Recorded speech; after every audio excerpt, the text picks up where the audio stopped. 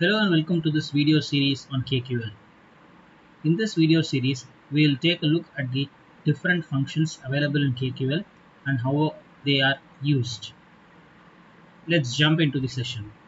But before going into the KQL series, I would like to give you a brief understanding of what is KQL and where KQL is used and what are the pros and cons of it. So what is KQL? KQL is abbreviated into custom query language. So what is custom query language? It's basically a read-only query language and it's mainly used to process and analyze large volumes of data. The major advantage of using KQL is this can be used with structured, semi-structured and unstructured data as well.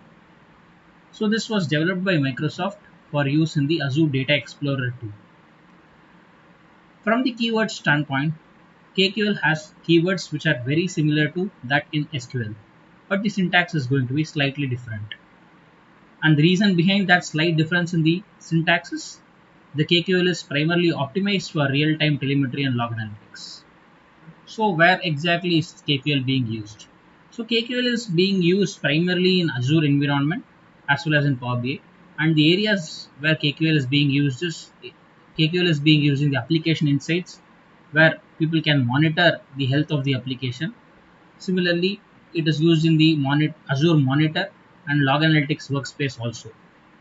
Basically, these three are used to understand the telemetry and the user behavior and the health of the system, the performance of the system, and security incidents, and so on and so forth.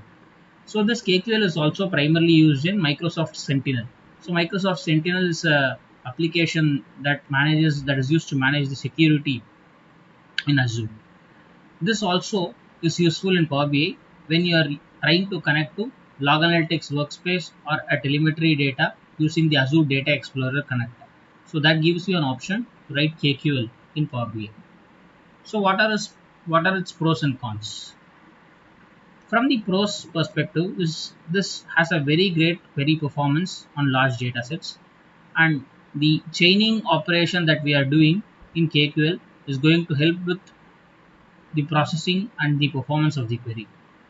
And this is like optimized for use with large data sets in Log Analytics workspace and with any telemetry data. So yeah, it obviously is being used in real-time data analysis. And what are the cons? So from the cons standpoint, the major cons are with the knowledge side of the system. So you don't have a very big community for KQL, so finding help in KQL is quite limited. And the applicability of this KQL knowledge is mostly with the Microsoft systems. And once you go out of Microsoft services, you may not find much of use for KQL. And again, as I said earlier, this KQL is primarily used in the Azure ecosystem, so you might need to have some knowledge of the Azure ecosystem. So that's all for a brief introduction of KQL. If you like this video, please like, comment and subscribe for further more videos.